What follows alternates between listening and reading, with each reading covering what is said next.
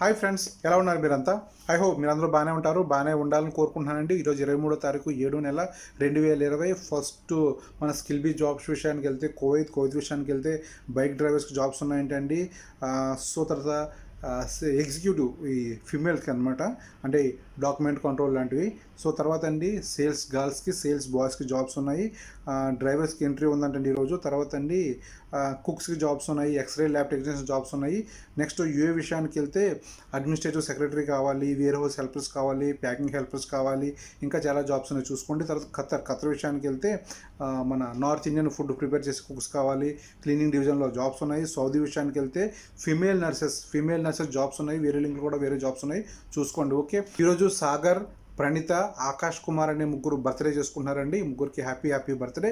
First మనం బెహ్రెన్ వెళ్దాం. బెహ్రెన్ విషయానికి వెళ్తే బెహ్రెన్లో చూడండి డ్రైవింగ్ సినిమా స్టార్ట్ చేశారు కదా, అంటే కారులో కూర్చునే సినిమా చూడొచ్చు అనమాట. అంతే దగ్గర దీని కెపాసిటీ 100 కార్లు పార్క్ చేసి సినిమా చూడొచ్చు అంటే అంత పెద్ద అనమాట ఇది బెహ్రెన్లో ఉన్న డ్రైవింగ్ సినిమా. నెక్స్ట్ అండి నబీ ఏరియాలో ఒక హౌస్లో అనమాట షార్ట్ సర్క్యూట్ అవడం వల్ల ఫైర్ యాక్సిడెంట్ అయింది. తర్వాత ఈ సివిల్ డిఫెన్స్ వాళ్ళు వచ్చేసి మంటలు ఆపేశారండి. నెక్స్ట్ అండి వ్యాలిడ్ వీసా ఉన్న వాళ్ళు బెహ్రెన్గా వెళ్ళొచ్చు, వ్యాలిడ్ వీసా ఉన్న వాళ్ళు బెహ్రెన్కి మళ్ళీ రిటర్న్ వెళ్ళొచ్చు అని చెప్పి తెలుగులో కూడా ఆర్టికల్ వచ్చిందండి. సో ఇది సంగతి. తర్వాత అండి బెహ్రెన్ టు సౌదీ కలిపే ఈ హైవే ఉంది కదండి, క్రూజ్ హైవే రోడ్డు, ఇది మళ్ళీ త్వరలో స్టార్ట్ అయిపోతుంది మళ్ళీని.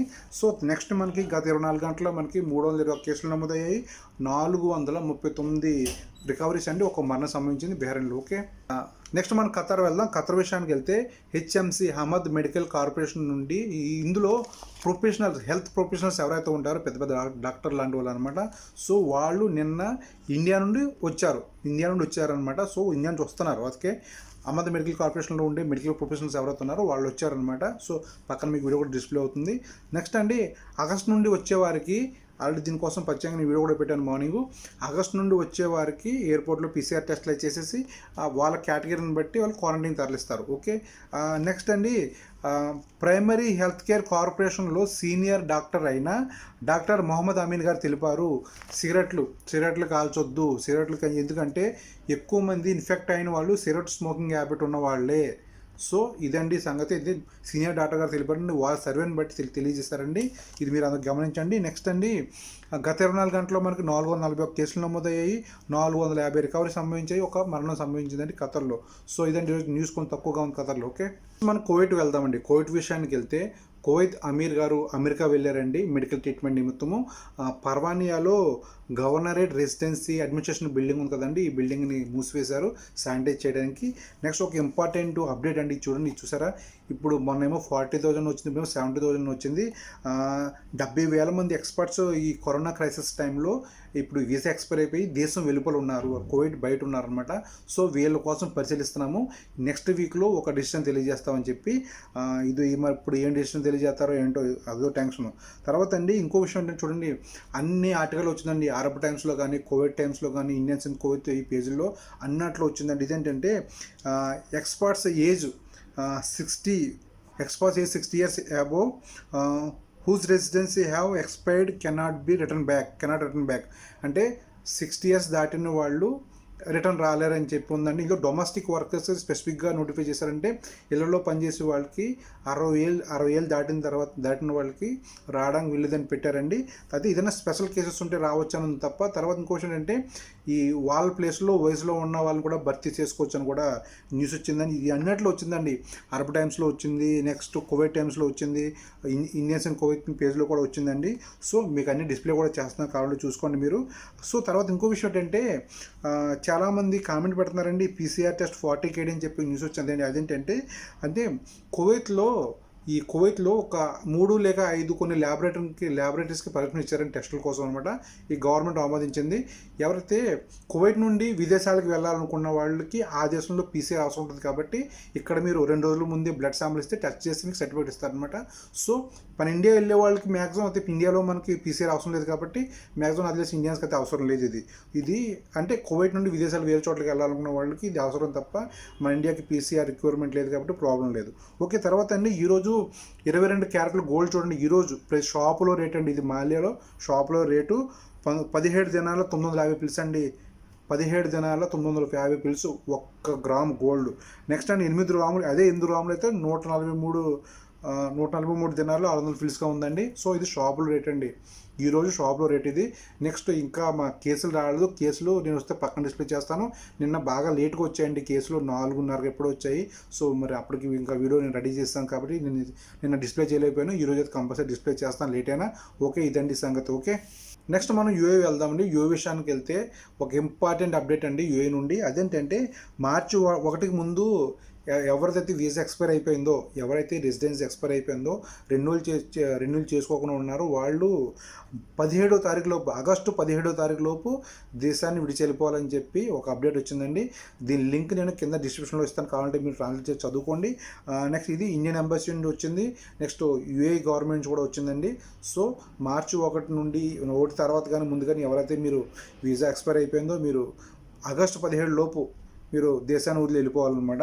తర్వాత అండి యుఏ ఎయిర్పోర్ట్లో ఎక్కడ యుఏలో ఎక్కడ దిగినా సరే, ఏ ఎయిర్పోర్ట్లో దిగినా సరే పీసీఆర్ టెస్టులు తప్పనిసరిగా చేయించుకోవాల్సిందే. ఓకే, ఇది మ్యాండటరీ చేశారండి ఇప్పుడు.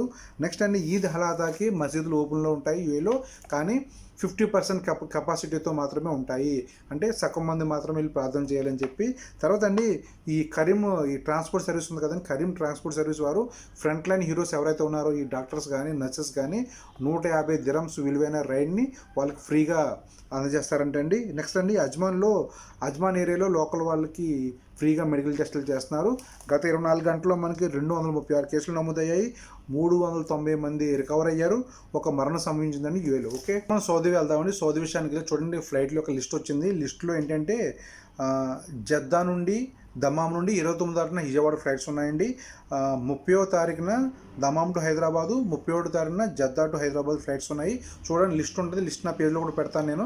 ఓకే, ఒకవేళ నేను రాంగ్ చెప్పిన అందులో లిస్ట్లో చూసుకోవచ్చు మీరు. తర్వాత అండి సొంత కార్లు మెయింటైన్ చేసే వాళ్ళకి ఇన్సూరెన్స్ మస్ట్ అండ్ కూడా రెన్యూల్ చేసుకోవాలి, చేసుకోకపోతే చలానా వేస్తారు. ఇది ఆటోమేటిక్గా ఈ చలానా వస్తుందంటండి. నెక్స్ట్ అండి నజరాను, జజాను, హసి మరికొన్ని 7 ప్లేసుల్లో ఈ వాతావరణం కొంచెం డస్టీగా మారి వర్షం పడే అవకాశం కూడా తెలియజేశారు.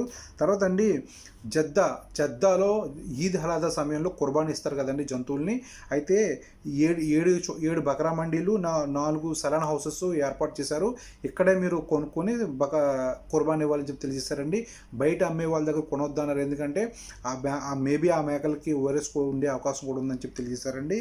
తర్వాత అండి కింగ్ ఫైర్ క్రూజ్ వే ఉంది కదండి, ఈ సౌదీ టు బెహ్రెన్ కలిపేది, దీన్ని ఓపెన్ చేసేస్తున్నారు మన గురువారం నుండి. నెక్స్ట్ అండి ఫార్మసీ సెక్టర్స్లో 20% మళ్ళీ రీప్లేస్ చేస్తున్నారు, ఎక్స్పర్ట్ ప్లేస్లో సౌదీ వాళ్ళు రీప్లేస్ చేస్తున్నారు. సో నెక్స్ట్ అండి గత 24 గంటల్లో మనకి 2331 కేసులు నమోదయ్యాయి, 3139 మంది రికవర్ అయ్యారు, 44 మరణాలు సంభవించాయండి సౌదీలో. ఓకే, నెక్స్ట్ మనం ఓమన్ వెళ్దామండి. ఓమన్ విషయానికి వెళ్తే ఈరోజు మంచి రికవరీ వచ్చిందండి, హైయెస్ట్ రికవరీ అనమాట. అందుకనే ముందు చెప్తున్నాను, ఇది 3427 మంది ఈ ఒక్క రోజు 3427 మంది రికవర్ అయిపోయారు. 1099 కేసులు వచ్చేసాయండి, 6 మరణించారు ఈరోజు ఓమన్లో. నెక్స్ట్ అండి లిస్ట్ వచ్చిందండి, కానీ ఆ లిస్ట్లో మనకి త్రివేంద్రంకి చెన్నైకి ఉన్నాయి తప్ప హైదరాబాద్కి ఇటు ఏపీకి ఫ్లైట్స్ లేవు, అందుకే నేను చూపించట్లేదు అది. తర్వాత అండి రాయల్ ఓమన్ పోలీస్ తెలిపారండి, during the lockdown period the movement will not allowed if it's working or any other movements of transport. అంటే బయట నడవడం కానీ ట్రాన్స్పోర్ట్ కార్లు తిరగడం కానీ అలౌడ్ లేదు ఈ లాక్డౌన్ పీరియడ్లో అని చెప్పి స్ట్రిక్ట్గా తెలియజేశారండి. ఈసారి లాక్డౌన్ మాత్రం చాలా స్ట్రిక్ట్గా ఉంటుంది. బయట లాక్డౌన్ టైంలో దొరికారా మీకు 100 రియల్స్ ఫైన్ అండి, మాస్క్ లేకపోతే 100 రియల్స్ ఫైన్, మీకు అలా చెప్పాను కదా. సో లాక్డౌన్ టైంలో బయటకు వెళ్ళొద్దు, ముందుగానే మీరు కావాల్సిన సామాన్లను ఏర్పాటు చేసి పెట్టేసుకోండి. వర్కర్స్ ఒక గవర్నరేట్ నుండి మరొక గవర్నరేట్కి వెళ్ళడానికి కూడా నాట్ అలౌడ్ అండి. సో లాక్డౌన్ రూల్స్ని ఉల్లంఘిస్తే 100 రియల్స్ ఫైన్ అండి. సో జాగ్రత్త. నెక్స్ట్ మనం జనరల్ విషయాలకు వెళ్దామండి. జనరల్ విషయాలకు వెళ్తే చూస్తున్నారు కదా ఈ వీడియో చూసారా, ఢిల్లీలో ఇంటికి వచ్చి మరీ పిల్లల్ని ఎత్తుకుపోతున్నారండి, సడన్గా లమ్మ చూసిన కూడా సరిపోయింది, చూడకపోతే పిల్లల్ని ఎత్తుకుపోదురా, ఎంత ప్రమాదం జరిగిపోయింది. ఇది ఢిల్లీలో జరిగిందండి. ఢిల్లీలో జరిగింది కదా నరేష్, మనకెందుకు అనుకుంటారు, ఇది విశాఖపట్నంలో కూడా జరిగిందండి, ఉజయలో కూడా జరిగిందనమాట. ఇలాగ ఉజయలో జరిగితే మొత్తానికి బాగుని పట్టుకున్నారు, ప్రాబ్లం లేదు, పిల్లలు జాగ్రత్త. నెక్స్ట్ అండి వందే భారత్ మిషన్లో హైదరాబాదు వెళ్ళిన ఒక ఆమె దగ్గర 74 గ్రాములు బంగారాన్ని స్వాధీనం చేసుకున్నారండి. ఈమె బంగారాన్ని కరిగించేసి అంటే ఒక వాచ్ కింద వాచ్లో ఇన్సర్ట్ చేసుకుని వెళ్ళిందంటండి. మరి ఏ విధంగా చేసిందో ఏంటో కానీ 24 క్యారెట్ల గోల్డ్ నార్మల్గా నాట్ అలౌడ్ కాబట్టి ఏమైనా పట్టుకుని బంగారాన్ని స్వాధీనం చేసుకున్నారు. తర్వాత అండి అమెరికాలో ఉన్న చైనా కాన్సులేట్ ఆఫీస్ ఏదైతే ఉందో దాన్ని 72 గంటల్లో మూసేయాలని చెప్పి ఈ అమెరికా తెలియజేసిందండి. ఎందుకంటే వాళ్ళకి పట్టలేదు కాబట్టి. దాంతోపాటు ఇదే టైంలో మన ఇండియా వెల్కమ్ చెప్తుందండి ఇన్వెస్ట్మెంట్స్కి. ఈ విదేశీ మ్యానుఫ్యాక్చరింగ్ యూనిట్స్ ఏవైతే ఉన్నాయో వచ్చి మన ఇండియాలో నెలకొల్పండి అని చెప్పి వెల్కమ్ చెప్తుందండి. ఎందుకంటే ఇప్పుడు అమెరికాకి చైనాకి పట్టలేదు. ఈ ఈ మ్యానుఫ్యాక్చరింగ్ యూనిట్స్ ఏవైతే ఉన్నాయో వేరే దేశాలకు వెళ్ళిపోకుండా ఇటు వియత్నాం కానీ ఇటు బంగ్లాదేశ్ వెళ్ళిపోయి అనుకోండి, మనం లాస్ అయిపోతాం మధ్యలో. సో ఇండియా వెల్కమ్ చెప్తుంది, రండి మా దేశంలో ఇన్వెస్ట్మెంట్స్ పెట్టండి, ఈ మ్యానుఫ్యాక్చరింగ్ యూనిట్ స్టార్ట్ చేయమని చెప్పి. ఎందుకంటే మా ఇండియన్స్ కూడా జాబులు దొరుకుతాయి కాబట్టి. సో నెక్స్ట్ ఇంకో విషయం ఏంటంటే ప్రపంచ కుబేర్ లిస్టులో ముఖేష్ అంబానీ గారు 5వ స్థానంకి వెళ్ళిపోయారండి. అయితే ఓకే, ముఖేష్ అంబానీ గారు 5వ స్థానంలోకి వెళ్ళిపోతే మనకు ఒరిగిది ఏముంటుందని చెప్పండి, నిజం చెప్పండి. మనలో అనమాట ఆయన 5వ స్థానంలోకి వెళ్ళిపోతే ఆయన ఎంజాయ్ చేస్తారు కానీ మనకు ఒరిగిది ఏముంది. కాకపోతే ఉందండి, ముఖేష్ అంబానీ గారి కంపెనీస్లో రిలయన్స్లో మనం ఇన్వెస్ట్మెంట్ చేస్తే మనకు కూడా లాభమే. ఈరోజు రిలయన్స్ షేర్ ఎంతలో ఉంది? 2000 లిస్ట్ అయిపోయింది, 2000 దగ్గరకు వచ్చేసింది ఈరోజు. అవునా కదా? చూడండి, ఈరోజు షేర్ మార్కెట్ చూస్తూనే ఉంటారు. ఈరోజు రిలయన్స్ షేర్ 2000 టచ్ అయిపోయిందండి. సో మనం ఎప్పటి నుంచి మాట్లాడుకుంటున్నాం, గత 800-900 నుండి.